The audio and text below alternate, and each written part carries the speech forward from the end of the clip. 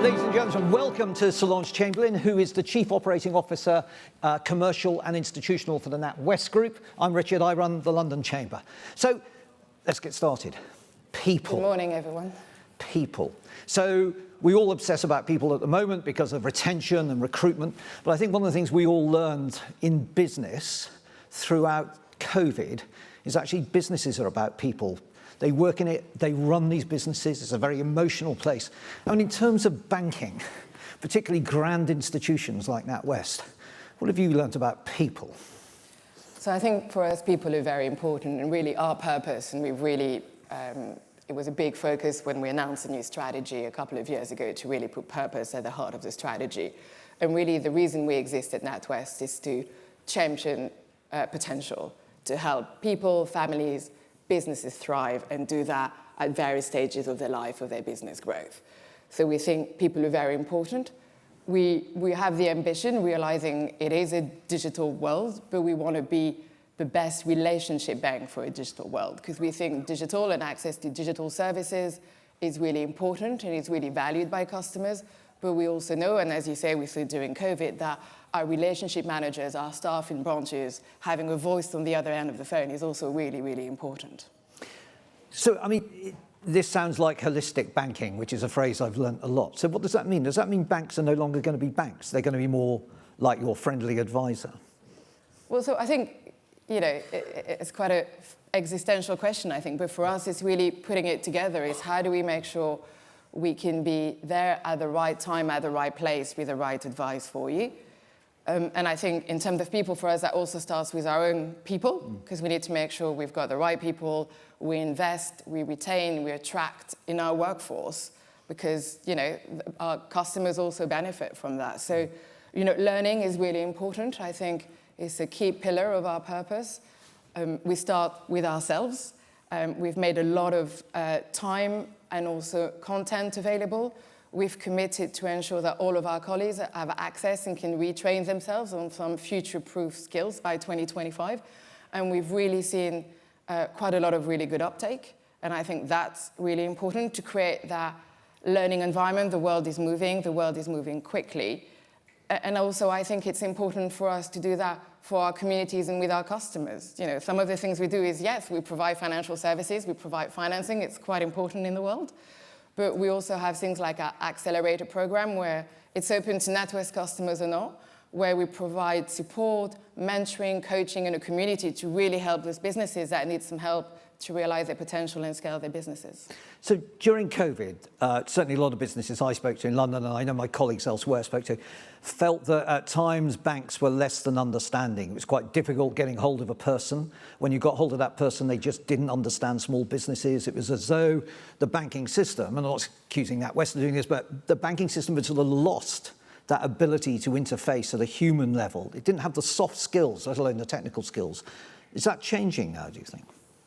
I mean, I think you'll always get a wide range of feedback. I think we had a lot of positive feedback during COVID. And I mean, it was a difficult time. It was a difficult time for everyone personally, some more than others, and I think we have to recognize that. I think we had a lot of positive feedback and engagement in terms of being able to have someone on the other line of the phone, and we've got some great testimonials. I mean, like every businesses, you have to gear up and you have to adapt quite quickly. But I think we've shown during COVID, we could be there and we could do the right thing. We made some decisions early on when the government, working closely with them on some of the support, right, not to ask for personal guarantees, right, because we wanted to do the right thing. And again, having this principle and our purpose guide what we do, make sure we think about the right thing, not just for the short term of the bank, but balancing all of the needs of all of our stakeholders. And in terms of a big organisation like NatWest, is that coming from the board, or is that coming from elsewhere and the board have a supervisory function but they're having to be convinced of it? Where's this coming from in the NatWest community? So I think it has to come from everywhere to be successful. I think you need to have that leadership from the top, and clearly Alison Rose, our chief executive, when she set out her strategy in February 2020, she was very clear about that, and she went on the journey with the board as well about what does purpose mean, how does it manifest itself. It's not just a branding tagline, I think it's embedded. We've trained a lot of our people We've had open discussions. We challenge ourselves when we make decisions. How are we making those decisions? It also doesn't mean just, doing the right thing can be a complicated thing. And again, there's a finely balanced decisions. And we've really seen our colleagues really embrace it. We often have it cited as the reason why colleagues want to come and work with us. Back there, we were talking about climate change quite a lot, and Siobhan mentioned it, that we're under pressure now across the world. Oh, let's shelve it, let's open up the coal-fired power stations again. We can pause. But I get having talked to you, you're not instinctively in favour of that we have to keep down this pathway. So, what's NatWest's ambitions in terms of its commercial banking relationships on climate change and addressing climate change? And what do you think the pressures are on you as a banker at the moment? So I think climate is really important. I mean, it's a big part of my role, but I personally am also very invested in it. I think it's something that is the right thing to do for our planet, society, our future generations. And I think, time is of the essence. I'm not a scientist, but I think it's well documented. It's not always easy. And I understand for small businesses, there's a lot of other challenges you're facing. But I think what we've been learning is it's also a really great business opportunity.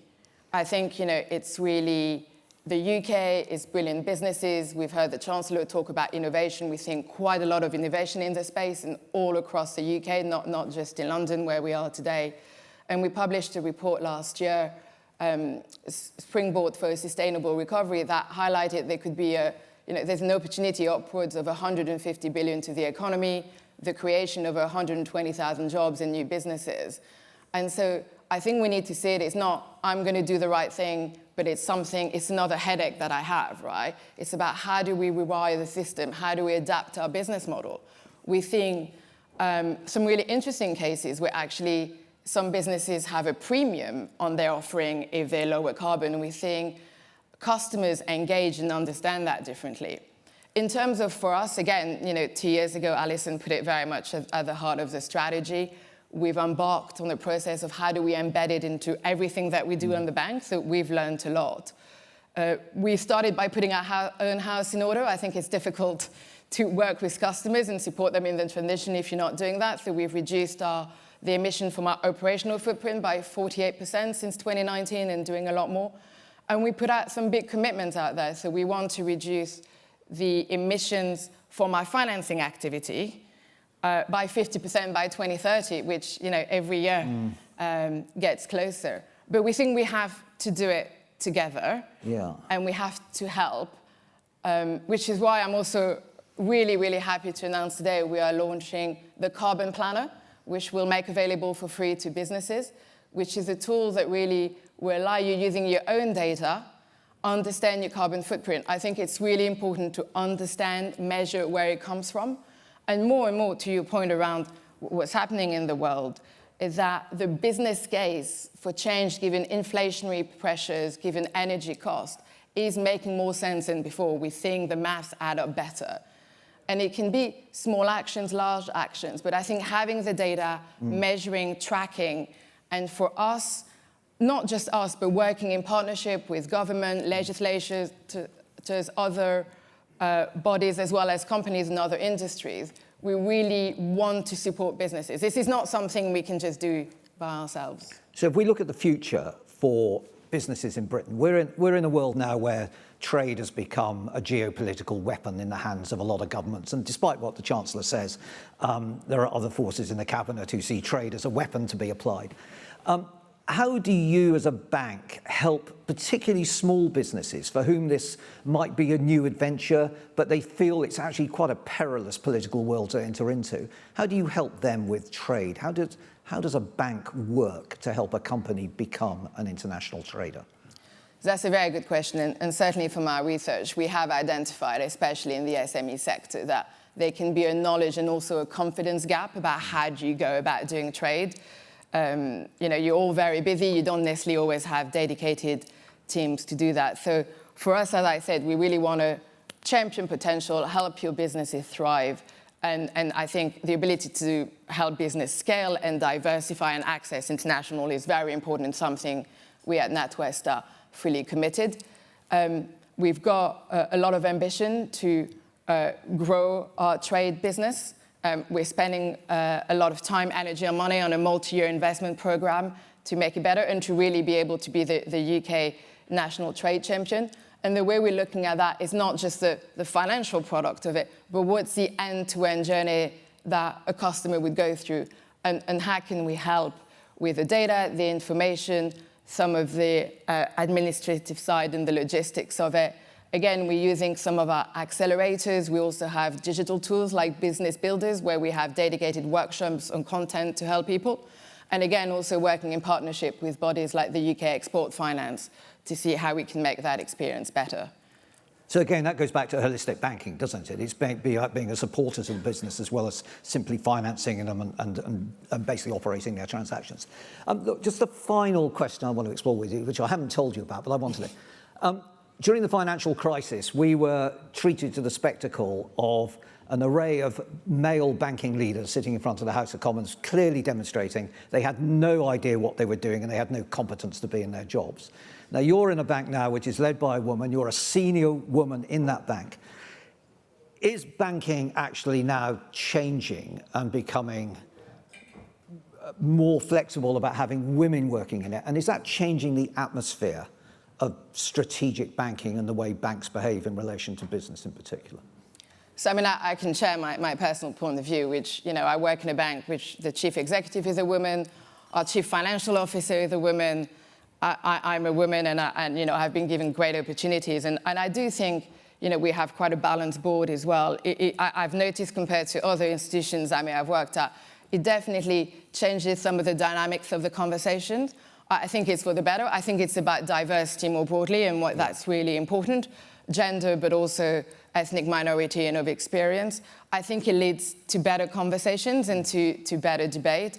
And I think, you know, kind of proof is in the pudding, right? I mean, I joined 2.5 years ago, and, you know, I think the way we've managed the crisis that we've talked about, some of the things that we are doing, how we're thinking about how we can help our customers, I think that's definitely evolved. I wasn't kind of in my current role during the financial crisis, but I do think, you know, for us to be successful, we want businesses in the country to be successful, and we see our interests very much aligned. But I think it's also about, you know, we are in a world where we look for inspirational figures, and the problem with inspirational figures is they are often, somebody will look at them and say, yeah, I know, but I can't do that, I'm not good enough. It's about aspiration. It's about people like you turning to women and young women, particularly who want to set up businesses and might want to do it, become business people, and they look at you and say, actually, she's in a high-level job, but actually I could do that. So how do you work as a female banking leader to support and encourage female entrepreneurship? So I think it's really important to realize, you know, the power of role models. As you said, I've had some as I went through my career, and I'm now one of them, and that's really important. I think it's making sure, you know, you continue to appoint diverse talent, that you understand the pain points.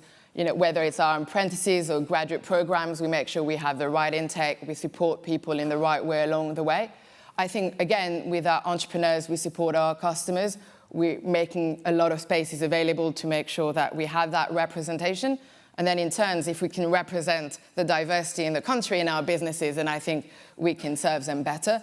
There's more to do. I don't think, you know, anyone is under any illusion that we're done.